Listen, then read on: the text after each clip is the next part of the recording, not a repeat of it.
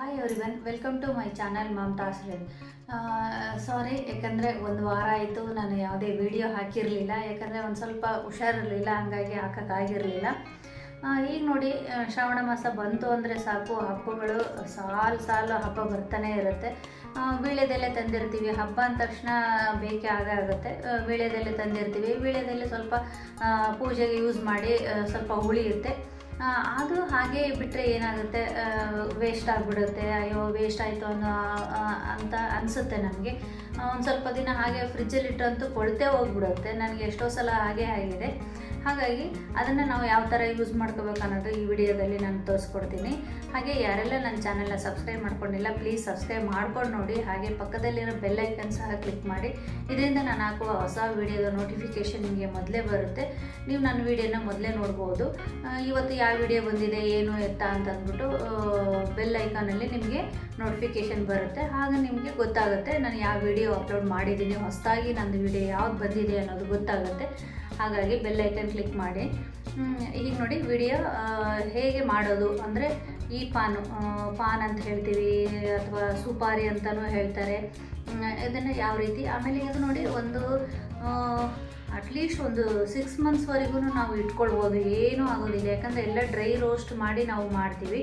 ಹಾಗಾಗಿ ಈಗ ಎರಡೆಲ್ಲ ಬರುತ್ತಲ್ಲ, ಬೋಲು ಜುಬಾನ್ ಕೇಸರಿ ಅಂತ ಅಂದ್ಬಿಟ್ಟು ಆ ಥರ ನಾವು ಮಾಡಿ ಇಟ್ಕೊಳ್ಬೋದು.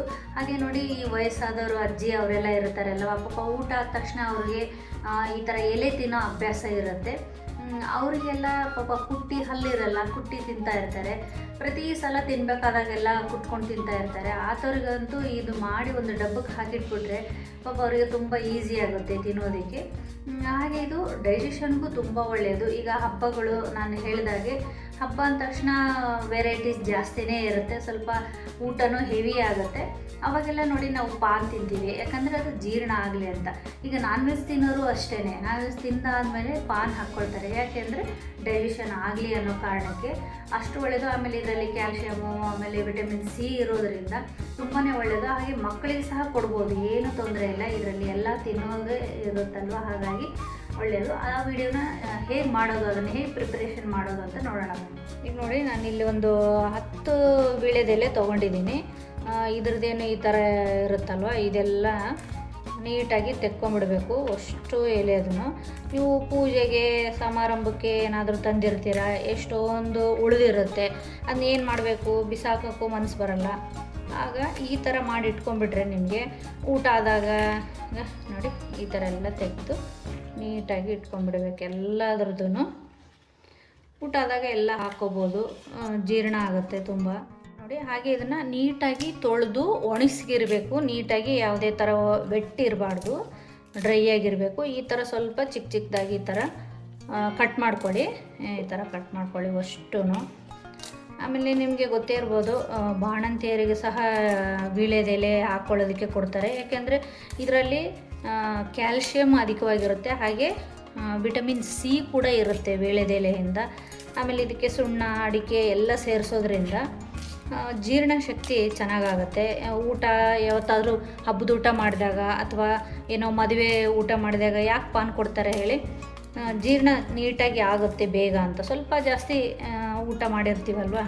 ಈಗೆಲ್ಲ ನೋಡಿ, ಹಬ್ಬದ ಸೀಸನು, ತಂದಿರ್ತೀವಿ ವೀಳ್ಯದೆಲೆ, ಪೂಜೆಗೆಲ್ಲ ಇಟ್ಟು ಇನ್ನೂ ಸ್ವಲ್ಪ ಉಳಿದಿರುತ್ತೆ. ಅದನ್ನೆಲ್ಲ ನಮಗೆ ಪೂಜೆಗೆ ತಂದಿರ್ತೀವಲ್ವ, ಬಿಸಾಕೋಕ್ಕೂ ಮನಸ್ಸು ಬರಲ್ವಲ್ಲ. ಈ ಥರ ಮಾಡಿಟ್ಕೊಂಡ್ಬಿಟ್ರೆ ನೀವು ಎಷ್ಟು ದಿನ ಬೇಕಾದರೂ ಇಟ್ಕೊಳ್ಬೋದು, ಏನೂ ಕೆಡೋದೇ ಇಲ್ಲ. ವೀಳ್ಯದೆಲೆ ನಿಮಗೆ ಎಷ್ಟು ದಿನ ಇಡೋಕ್ಕಾಗುತ್ತೆ, ಕಪ್ಪಗಾಗಿ ಅದೆಲ್ಲ ಒಂಥರ ಕೊಳ್ತೋದಂಗೆ ಆಗಿಬಿಡುತ್ತೆ. ನೀವು ಫ್ರಿಜ್ಜಲ್ಲಿ ಇಟ್ಟರೂ ಸಹ ಅಷ್ಟೇ, ಆಚೆ ಇಟ್ಟರೂ ಸಹ ಅಷ್ಟೇ. ನೋಡಿ ಈ ಥರ ಚಿಕ್ಕದಾಗಿ ಕಟ್ ಮಾಡಿ ಇಟ್ಕೊಳ್ಳಿ. ಈಗ ನೆಕ್ಸ್ಟ್ ಏನಂತ ನೋಡೋಣ. ಈಗ ನೋಡಿ, ಅಡಿಕೆಯನ್ನು ನಾನು ಸ್ವಲ್ಪ ಪುಡಿ ಮಾಡಿ ತೊಗೊಂಡಿದ್ದೀನಿ, ಅದು ಸಹ ಬಿಸಿ ಮಾಡಬೇಕು. ನಿಮಗೆ ತೋರಿಸ್ತೀನಿ ಯಾವ ಥರ ಅಡಿಕೆ ಅಂತ ಅಂದ್ಬಿಟ್ಟು. ಇದನ್ನೇ ನಾನು ಸ್ವಲ್ಪ ಬಟ್ಲು ಅಡಿಕೆ ಅಂತ ನಾವೇನು ಹೇಳ್ತೀವಲ್ವ, ಇದನ್ನು ಸ್ವಲ್ಪ ಕುಟ್ಟಿದ್ದೀನಿ. ಅದನ್ನು ಸ್ವಲ್ಪ ಬಿಸಿ ಮಾಡ್ಕೊಳ್ಬೇಕು. ನೀವು ಯಾವ ಅಡಿಕೆ ಪುಡಿ ಆದರೂ, ಈಗ ಒಂಥರ ವೈಟ್ ಕಲರ್ದು ಸ್ವಲ್ಪ ಸಿಗುತ್ತೆ ನೋಡಿ, ಆ ಸಹ ನೀವು ಯೂಸ್ ಮಾಡ್ಬೋದು. ಎಲ್ಲ ಸ್ವಲ್ಪ ಫ್ರೈ ಆಗಬೇಕು, ಯಾಕಂದರೆ ನಾವು ಇದನ್ನು ತುಂಬ ದಿನ ಇಡೋದ್ರಿಂದ ಎಲ್ಲನೂ ಸ್ವಲ್ಪ. ಆಮೇಲೆ ಇದಕ್ಕೆ ಏನೂ ಹಾಕೋದು ಬೇಡ, ನೀವು ತುಪ್ಪ ಎಣ್ಣೆ ಡ್ರೈ ರೋಸ್ಟ್ ಮಾಡಬೇಕು ಅಷ್ಟೇ. ನೋಡಿ ಆಗಲೇ ಬಿಸಿಯಾಗಿದೆ, ಇಷ್ಟು ಸಾಕು. ತುಂಬ ಏನೋ ಕಪ್ಪು ಆಗೋವರೆಗೂ ನೀವು ಫ್ರೈ ಮಾಡಬೇಡಿ. ಈಗ ನೋಡಿ ಬಿಳಿ ಎಳ್ಳು ಹಾಕ್ಕೊಳ್ತಾ ಇದ್ದೀನಿ, ಯಾಕಂದರೆ ಅಡಿಕೆ ಫಸ್ಟ್ ಗಟ್ಟಿ ಅಲ್ವಾ, ಫಸ್ಟ್ ಅದನ್ನು ಹಾಕಿದೆ. ಈಗ ಎಳ್ಳು ಹಾಕಿ ಉರಿತಾ ಇದ್ದೀನಿ. ಇದು ಸಹ ಅಷ್ಟೇ ಸ್ವಲ್ಪ ಲೈಟಾಗಿ ಬಿಸಿ ಆಗಬೇಕು ಎಲ್ಲನೂ, ಅಷ್ಟು ಸಾಕು. ಅದರಲ್ಲಿ ಏನಾದರೂ ಸ್ವಲ್ಪ ನೀರಿನಂಶ ಇದ್ದರೆ ಹೋಗಲಿ ಅನ್ನೋ ಕಾರಣಕ್ಕೆ ನಾವು ಉರಿತಾ ಇರೋದು. ಎಳ್ಳು ಸಹ ಅಷ್ಟೇ ನೋಡಿ, ಈಗೆಲ್ಲ ಇನ್ನು ಚಳಿಗಾಲ ಸ್ಟಾರ್ಟ್ ಆಗುತ್ತೆ. ದಿನ 1 ಸ್ಪೂನ್ ಎಳ್ಳು ತಿನ್ನಬೇಕಂತೆ. ಮೂಳೆಗಳಿಗೆ ಅದೊಂಥರ ಗ್ರೀಸ್ ಥರ ವರ್ಕ್ ಆಗುತ್ತೆ, ಯಾಕಂದರೆ ಎಳ್ಳಲ್ಲಿ ಆಯಿಲ್ ಕಂಟೆಂಟ್ ಇರುತ್ತಲ್ವ, ಹಾಗಾಗಿ ತುಂಬ ಒಳ್ಳೆಯದು. ಈ ಲೇಡೀಸ್ಗಂತೂ ತುಂಬಾ ಒಳ್ಳೆಯದು, ಯಾಕಂದರೆ ಪೀರಿಯಡ್ಸ್ ಆದಾಗ ನಿಮಗೆ ಗೊತ್ತಿರ್ಬೋದು ಸೊಂಟ ನೋವು ತುಂಬ ಬರುತ್ತೆ. ನೀವು ದಿನ 1 ಸ್ಪೂನು ಕರಿ ಎಳ್ಳಾದರೂ ಆಗ್ಬೋದು, ಬಿಳಿ ಎಳ್ಳಾದರೂ ಆಗ್ಬೋದು, 1 ಸ್ಪೂನ್ ತಿಂತಾಯಿದ್ರೆ ತುಂಬಾ ಒಳ್ಳೆಯದು. ಈಗ ನೋಡಿ ನಾನು ಒಂದು 4 ಏಲಕ್ಕಿ ಮತ್ತು ಲವಂಗ ತೊಗೊಂಡಿದ್ದೀನಿ. ಆಮೇಲೆ ಇನ್ನೊಂದು ಹೇಳ್ತೀನಿ, ಆಗಲೇ ನಾನು ಸ್ಟವ್ ಆಫ್ ಮಾಡಿದ್ದೀನಿ. ಈ ಬಿಸಿಗೆ ಸಾಕು, ಇದೊಂದು ಸ್ವಲ್ಪ ಬಿಸಿ ಆಗಲಿ. ಆಮೇಲೆ ಇದ್ರ ಜೊತೆಗೆ ನಿಮಗೆ ಬೇಕು ಅಂತಂದರೆ ಸೋಂಪು ಸಹ ಹಾಕ್ಬೋದು. ಈಗ ನೋಡಿ ಇದು ಜಾಯಿಕಾಯಿ ಅಂತ ಏನು ಹೇಳ್ತೀವಲ್ಲ, ಇದು ಒಂದು ಸ್ವಲ್ಪ ಹಾಕ್ಕೊಳ್ತಾ ಇದ್ದೀನಿ. ಹಾಗೆ ಸ್ಟವ್ ಆಫ್ ಮಾಡಿದ್ಮೇಲೆ ಎಲ್ಲ ಹಾಕ್ಕೊಳ್ಳಿ, ಇದೆಲ್ಲ ಲವಂಗ ಮತ್ತು ಏಲಕ್ಕಿ, ಜಾಯಿಕಾಯಿ. ಬೇಕಿದ್ರೆ ನೀವು ಜಾಪತ್ರೆ ಇದ್ದರೆ ಅದು ಸಹ ಹಾಕ್ಬೋದು, ಚೆನ್ನಾಗಿರುತ್ತೆ.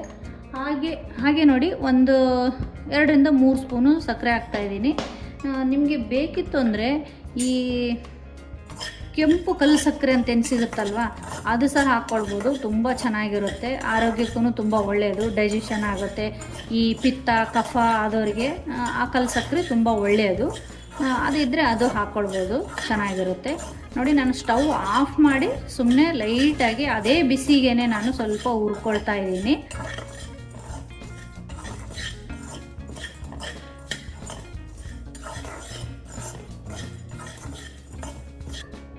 ಈಗ ನೋಡಿ ಇಷ್ಟು ಸಾಕು, ಫ್ರೈ ಆಗಿದೆ. ಒಂದು ಪ್ಲೇಟಿಗೆ ನಾವು ಹಾಕಿ ಇಟ್ಬಿಡೋಣ, ಯಾಕಂದರೆ ಇದು ಸ್ವಲ್ಪ ತಣ್ಣಗಾಗಲಿ. ಈಗ ವೀಳ್ಯದೆಲೆ ಫ್ರೈ ಮಾಡ್ಕೊಳ್ಳೋಣ.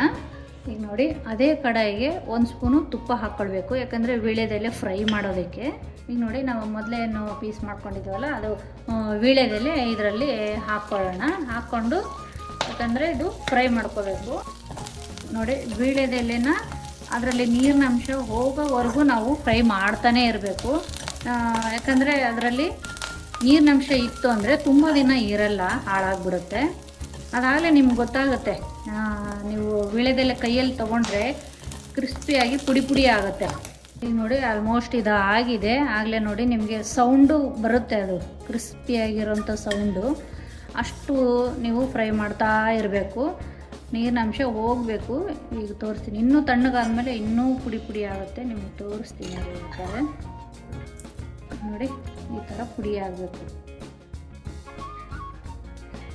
ಇದು ಸ್ವಲ್ಪ ತಣ್ಣಗಾದ್ಮೇಲೆ ಫಸ್ಟು ವೀಳ್ಯದೆಲೆ ನಾವು ಮಿಕ್ಸಿ ಮಾಡ್ಕೋಬೇಕು. ಆಮೇಲೆ ನಾವೆಲ್ಲ ಮಿಕ್ಕಿದ್ದೆಲೆ ಏನು ಹುರ್ಕೊಂಡಿದ್ವಲ್ವ ಅದನ್ನು ಹಾಕ್ಬಿಟ್ಟು ಮಿಕ್ಸಿ ಮಾಡಬೇಕು ನಾವು. ಈಗ ನೋಡಿ ಇದು ಸ್ವಲ್ಪ ತಣ್ಣಗಾಯಿತು. ಫಸ್ಟು ವೀಳ್ಯದೆಲೆ ಮಾತ್ರ ನಾವು ಮಿಕ್ಸಿ ಮಾಡ್ಕೊಂಡ್ಬಿಡೋಣ. ನೋಡಿ ಇಷ್ಟು ಫಸ್ಟು ವೀಳ್ಯದೆಲೆ ಮಿಕ್ಸಿ ಆದಮೇಲೆ ನಾವು ಮೊದಲೇ ಏನು ಫ್ರೈ ಮಾಡ್ಕೊಂಡಿರ್ತೀವಲ್ವ ಅದನ್ನೆಲ್ಲನೂ ಇದ್ರ ಜೊತೆಗೆ ಒಟ್ಟಿಗೆ ಹಾಕಿ ನೋಡಿ ಇಷ್ಟು ಸ್ವಲ್ಪ ಪೌಡ್ರ್ ಆದರೆ ಸಾಕು. ತುಂಬ ನೈಸ್ ಮಾಡ್ಕೋಬೇಡಿ, ಸ್ವಲ್ಪ ತರಿಯಾಗೇ ಇರಲಿ. ಪ್ಲೇಟಿಗೆ ಹಾಕ್ತಾಯಿದ್ದೀನಿ ನೋಡಿ. ಈ ಥರ ಧನಿಯಾ ದಾಲ್ ಅಂತ ಸಿಗುತ್ತೆ, ಇದು ಸೋಂಪು ಅದರಲ್ಲೆಲ್ಲ ಹಾಕಿರ್ತಾರೆ. ಹಾಗೆ ತಿನ್ನೋಕ್ಕೂ ತುಂಬ ಚೆನ್ನಾಗಿರುತ್ತೆ, ಒಂಥರ ಸಾಲ್ಟಿ ಫ್ರೈ, ಇದು ಫ್ರೈಯೇ ಇರುತ್ತೆ. ಹಾಗಾಗಿ ನಾನೇನು ಫ್ರೈ ಮಾಡಲಿಲ್ಲ, ಅದನ್ನು ನಾನು ಡೈರೆಕ್ಟಾಗಿ ಸೇರಿಸ್ಕೊತೀನಿ. ಅದೊಂಥರ ಬಾಯಿ ಸಿಕ್ಕರೆ ಒಂಥರ ಚೆನ್ನಾಗಿರುತ್ತೆ. 1-2 ಸ್ಪೂನ್ ಹಾಕ್ಕೊಳ್ತಾ ಇದ್ದೀನಿ. ನಾನು ಹೇಳಿದಾಗೆ ನೀವು ಒಂದು ಸ್ವಲ್ಪ ಸೋಂಪು ಸಹ ಹಾಕ್ಕೋಬೋದು, ಚೆನ್ನಾಗೇ ಇರುತ್ತೆ. ಆಮೇಲೆ ಇದ್ರ ಜೊತೆಗೆ ಡ್ರೈ ಸುಣ್ಣ ಅದು ಸ್ವಲ್ಪ ಸೇರಿಸ್ಕೊಳ್ಳಿ. ನಾನು ಸೇರಿಸಿದ್ದೀನಿ, ಅದು ವಿಡಿಯೋದಲ್ಲಿ ಬಂದಿಲ್ಲ ಅಷ್ಟೇ, ಕಾಣ್ತಾ ಇಲ್ಲ ನಿಮಗೆ. ನೋಡಿ ಎಲ್ಲನೂ ಒಂದು ಸಲ ನೀಟಾಗಿ ಮಿಕ್ಸ್ ಮಾಡಿ ಒಂದು ಸ್ವಲ್ಪ ಇದನ್ನು ಹೀಗೆ ಹರಡಿಬಿಟ್ಟು ಇಡಿ ಪ್ಲೇಟಲ್ಲಿ. ಯಾಕಂದರೆ ಸ್ವಲ್ಪ ಮಿಕ್ಸಿಗೆ ಹಾಕಿರ್ತೀವಿ, ಸ್ವಲ್ಪ ಬಿಸಿ ಇರುತ್ತೆ. ಹಾಗೆ ನಾವು ಕಂಟೈನರಲ್ಲಿ ನಾವು ಇಟ್ಟರೆ ಅದು ಒಂಥರ ಮತ್ತೆ ಬಿಸಿಗೂ ಹಾಳಾಗೋ ಚಾನ್ಸ್ ಇರುತ್ತೆ.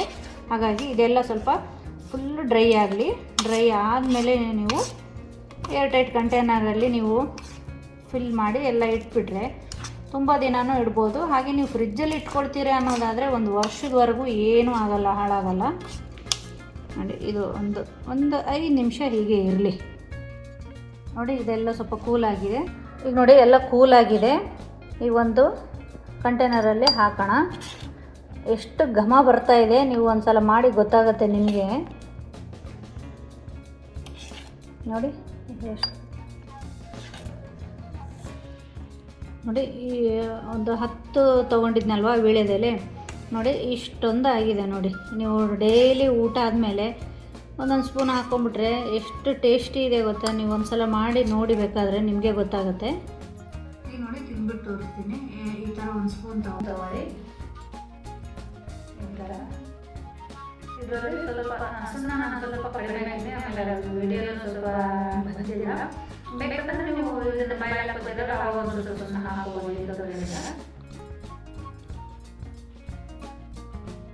ನೋಡಿ ತೋರಿಸ್ತೀನಿ ನಿಮಗೆ ಎಷ್ಟು ರೆಡ್ ಆಗಿರುತ್ತೆ ಅಂತ ಅಂದ್ಬಿಟ್ಟು. ಚೆನ್ನಾಗಿ ಅಗಿದ್ರೆ ನಿಮಗೆ ರೆಡ್ ಬರುತ್ತೆ. ಅದು ಎಷ್ಟು ಟೇಸ್ಟ್ ಇರುತ್ತೆ, ಒಂಥರ ಸ್ವೀಟು. ಯಾಕಂದರೆ ನಾವು ಅದರಲ್ಲಿ ಒಂದು ಸ್ವಲ್ಪ ಸಕ್ಕರೆ ಹಾಕಿರ್ತೀವಲ್ವ, ಹಾಗಾಗಿ ಎಲ್ಲನೂ ಟೇಸ್ಟಾಗಿರುತ್ತೆ. ಹಾಗಾಗಿ ಬಾಯಲ್ಲಿ ಎಳಿ ಪಾನು ಅಂತ ಅಂದ್ಬಿಟ್ಟು ಚೆನ್ನಾಗಿದೆ. ಒಂದ್ಸಲ ಟ್ರೈ ಮಾಡಿ ನೋಡಿ. ನೋಡಿ ಈ ಥರ ನಾವು ಮಾಡಿ ಏರ್ ಟೈಟ್ ಡಬ್ಬದಲ್ಲಿ ನಾವು ಹಾಕಿಟ್ಕೊಂಡ್ಬಿಟ್ರೆ, ಇನ್ ಕೇಸ್ ನೀವು ಫ್ರಿಜ್ಜಲ್ಲಿ ಇಟ್ಕೊಳ್ತೀನಿ ಅಂದರೆ ಈ ವರ್ಷದವರೆಗೂ ಹಾಗೇ ಇರುತ್ತೆ, ಏನೂ ಆಗೋದೇ ಇಲ್ಲ. ನಾನು ನಿಮಗೆ ಸ್ವಲ್ಪ ತೋರಿಸಿದ್ದೀನಿ. ನಿಮಗೆ ವೀಳ್ಯದೆಲೆ ಇನ್ನೂ ಸ್ವಲ್ಪ ಜಾಸ್ತಿ ಇತ್ತು ಅಂದರೆ ಅದಕ್ಕೆ ಹಾಕೋ ಕ್ವಾಂಟಿಟಿ ಎಲ್ಲ ಸ್ವಲ್ಪ ಜಾಸ್ತಿ ಮಾಡ್ಕೊಳ್ಳಿ. ಅಂದರೆ ನಾನು ಹೇಳಿದಾಗೆ ಅಡಿಕೆ ಆಗಿರ್ಬೋದು ಅಥವಾ ಸಕ್ಕರೆ ಪುಡಿ ಈ ಥರದ್ದೆಲ್ಲ ನೀವು ಸ್ವಲ್ಪ ಜಾಸ್ತಿ ಮಾಡ್ಕೊಳ್ಬೋದು ಅಷ್ಟೇ. ಹಾಗೆ ಈ ಥರ ಇನ್ನೂ ಒಳ್ಳೊಳ್ಳೆ ವೀಡಿಯೋಸ್ ನಿಮಗೆ ನೋಡಬೇಕಂದ್ರೆ ನನ್ನ ಚಾನಲ್ಗೆ ವಿಸಿಟ್ ಮಾಡಿ, ಎಲ್ಲ ವೀಡಿಯೋಸು ನೀವು ನೋಡಬಹುದು.